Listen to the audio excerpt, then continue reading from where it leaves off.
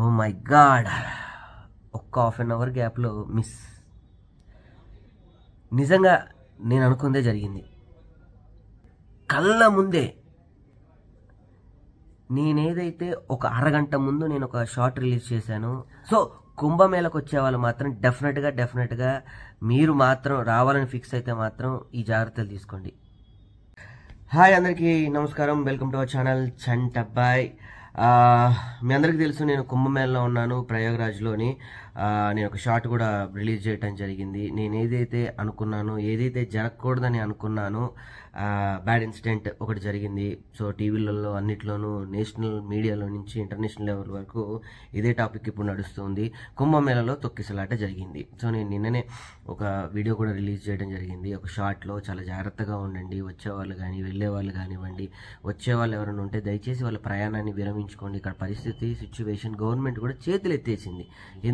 ఎందుకంటే కొన్ని కోట్ల మంది వచ్చినటువంటి వ్యక్తులకి కొన్ని లక్షల మంది మాత్రమే పోలీసులు సెక్యూరిటీ ఇవ్వగలరు, కొన్ని వందల మంది డాక్టర్లు మాత్రమే వాళ్ళకి సహాయం చేసేటువంటి స్థితిలో ఇక్కడ ఉండడం జరిగింది. ఇక్కడ మెయిన్ విషయం ఏంటంటే, నేను చెప్పినట్టుగానే రావడం పెద్ద టాస్క్ అయితే, మనం వచ్చిన తర్వాత ప్రయాగ్రాజ్ నుంచి సంగమంలోకి వెళ్ళడానికి ఎంత రిస్క్తో కూడుకున్నటువంటి పని అని కూడా నేను ఆ షార్ట్లో చెప్పడం జరిగింది.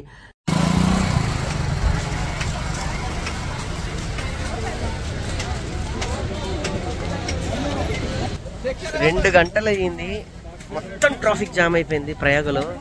మార్నింగ్ దిగాను, మధ్యాహ్నం 3 అవుతుంది, అయినా కూడా ఇంకా ఘాట్ దగ్గరికి వెళ్ళలేదు.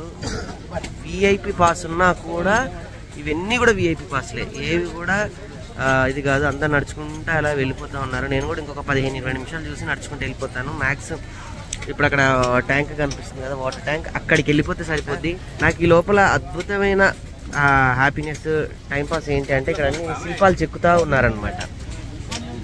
ఈ శిల్పాలు, శివలింగాలు అన్నీ చెక్కుతూ ఉంటే ఇక్కడ చూస్తూ ఉన్నాను. ఒక 2 అవర్స్ నుంచి ఇక్కడే నాకు గడిచిపోయింది అనమాట చాలా. సో ఎందుకు నేను ఇది ఫుల్ వీడియో చేస్తున్నానంటే, దయచేసి ఇప్పుడు ఆల్రెడీ ఫిబ్రవరి కుంభమేళ ఇంకా ఫిబ్రవరి వరకు ఉంది కాబట్టి వచ్చేవాళ్ళు కొన్ని జాగ్రత్తలు తీసుకొని వస్తారేమోనని నేను ఈ వీడియో మళ్ళీ నేను చాలా డీటెయిల్డ్గా ఇక్కడే ఉన్నాను కాబట్టి మీకు వివరిస్తున్నాను. నా కళ్ళారా నేను చూశాను కాబట్టి సిచ్యువేషన్ని.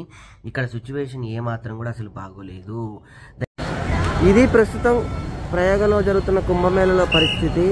కొన్ని లక్షల మంది పోలీసులు నిరంతరం ఇక్కడ పనిచేస్తున్నారు. స్పెషల్ ఫోర్స్, ఆర్మీ, వీళ్ళంతా ఉన్నా కూడా ట్రాఫిక్ ఎక్కడికక్కడ జామ్ అయిపోతూ ఉంది.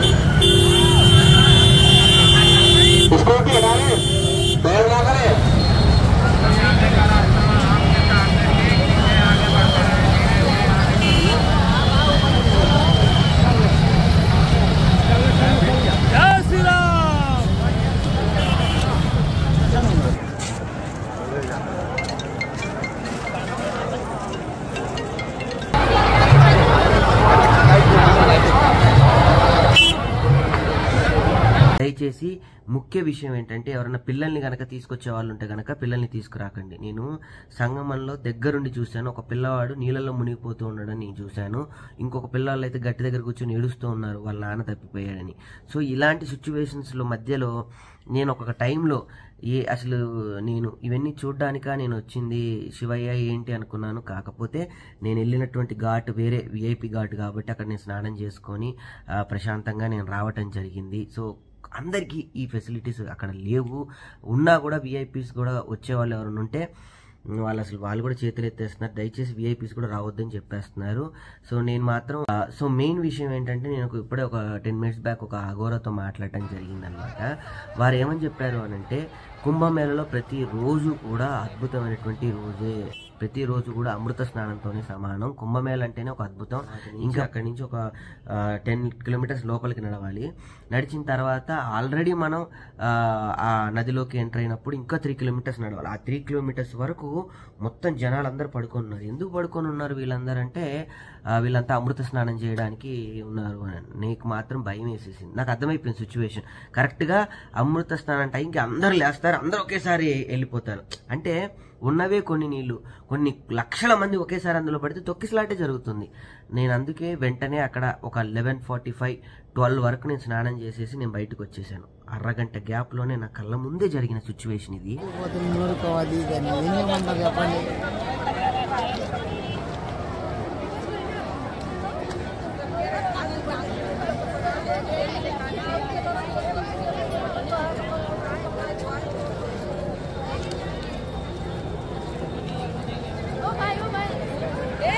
దయచేసి నేను కోరుకునేది ఒకటి ఏంటంటే వచ్చేవాళ్ళు మాత్రం చాలా జాగ్రత్తగా రండి.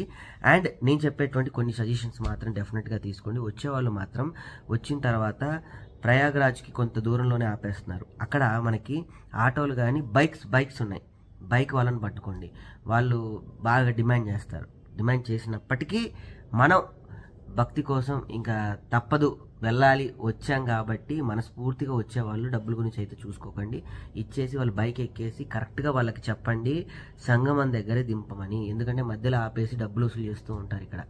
సో అలాంటివి జరగకుండా మీరు సంగమం దాకా వెళ్ళండి అని చెప్పండి. సంగమం దింపుతారు. అక్కడ దిగిన తర్వాత మీరంతా సిచ్యువేషన్ అంతా అబ్జర్వ్ చేసుకొని ఎక్కడైతే జనాలు తక్కువగా ఉన్నారో ఆ జనాలు తక్కువగా ఉన్న ప్లేస్కి వెళ్ళి మీరు సేఫ్గా స్నానం చేసి బయటకు వచ్చేయండి.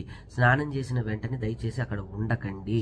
మీ స్నానం అయిపోయిన తర్వాత ఎక్కడైతే బట్టలు అవన్నీ చేసేసుకున్నారో వెంటనే వితిన్ 5-10 మినిట్స్లో మీరు అక్కడి నుంచి బయటకు వచ్చేస్తే మిగతా వాళ్ళ ఫ్లోటింగ్స్ ఎక్కువగా ఉంటుంది.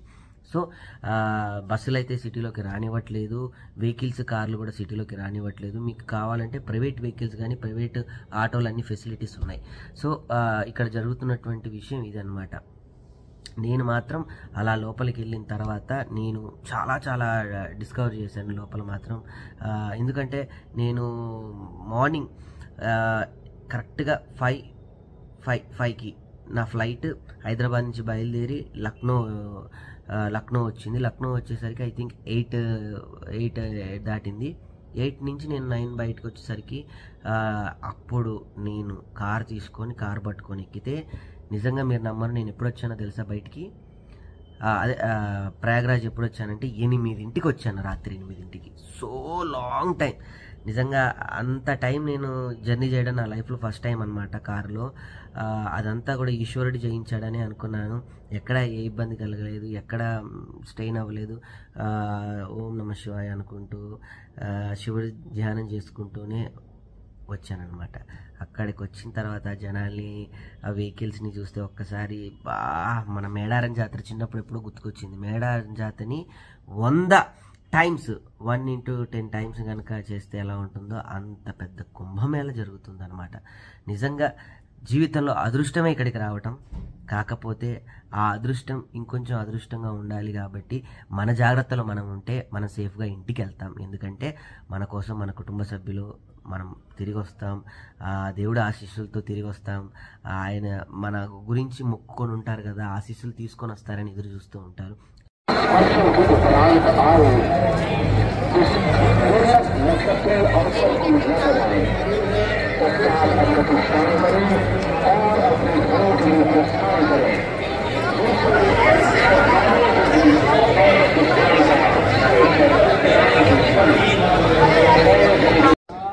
ఇలా అక్కడక్కడ టెంట్లు ఉంటాయి. వీలైతే రెస్ట్ తీసుకోవాలంటే ఈ టెంట్లో అవి కూడా ఫైనల్గా దొరకవు. బేసికల్లీ ఇలా రోడ్డు మీద చిన్న టెంట్లు, ఇలా పొడుగ్గా ఉన్న టెంట్లు వేసుకొని అలా కూర్చుంటూ ఉంటారు. ఏదో కొన్ని వందల మంది, లక్షల మంది కంటే ఏర్పాటు చేయొచ్చు, కానీ కొన్ని కోట్ల మంది కదా, 100 కోట్ల మంది. అసలు నిజంగా అసలు వీళ్ళకున్న భక్తి చూడండి. ఒక్కొక్కరు అయితే కవర్లు కప్పుకొని పడుకున్నారు. కవర్స్ కప్పుకొని అలా పడుకున్నారు. So great.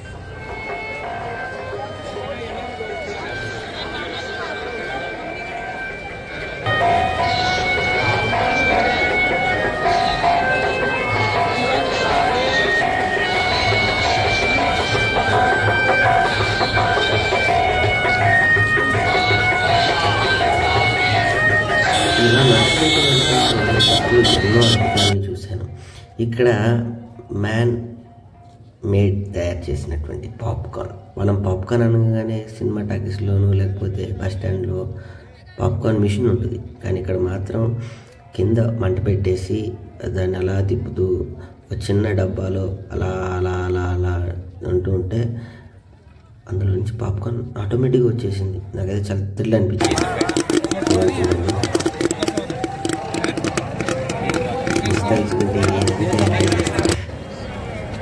ఇలా మొత్తం తొక్కిసలాట జరిగింది అనుకుంటున్నాను కదా, ఇలానే తొక్కిసలాట జరిగింది. ఇలా 1 గంటకు స్నానం చేద్దామంటే అందరూ పడుకున్నారు. వీళ్ళ మీద అందరూ 1 గంట కాగానే వెనక వెయిట్ చేస్తున్న వాళ్ళంతా వీళ్ళ మీదకి పరిగెత్తుకుంటూ అలా వచ్చేసారు. దానివల్లనే తొక్కిసలాట జరిగింది. సో ఏదైనా సేఫ్గా ఉండడం చాలా మంచిది. ముందు ఇక్కడ పడుకుంటున్నారు, లేచి సంగమం స్టార్ట్ అయింది కానీ నీళ్ళు కనపట్లే. ఇది ఆశ్చర్యం. ఇదంతా కూడా ఇప్పుడు నడిచేదంతా కూడా మనం సంగమమే.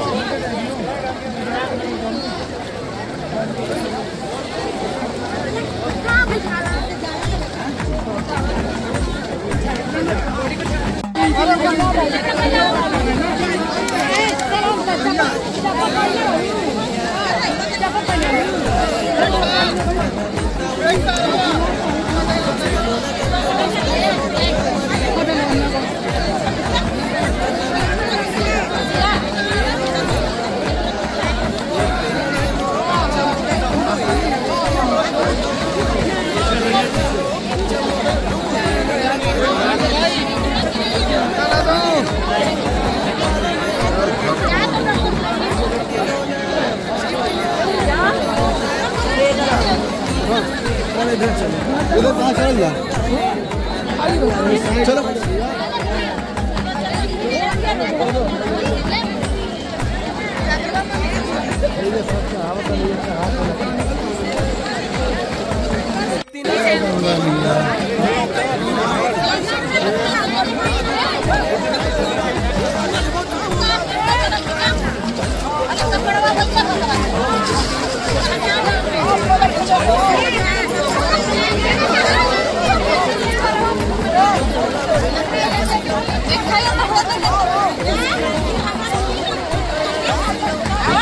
దానే నిండా ఊసినవు ఇంటింటిలోన కొలువుంటావు నీ ఇల్లు ఏదయ్యా కట్టెలుగాలే బొందల గడ్డల ఉంటావు శివయ్యా సిగలోన గంగమ్మ సగమేమో గౌరమ్మ నీ ఒళ్ళు ఏదయ్యా కళ్ళల్ల నిప్పు సేతుల సిప్పాయి.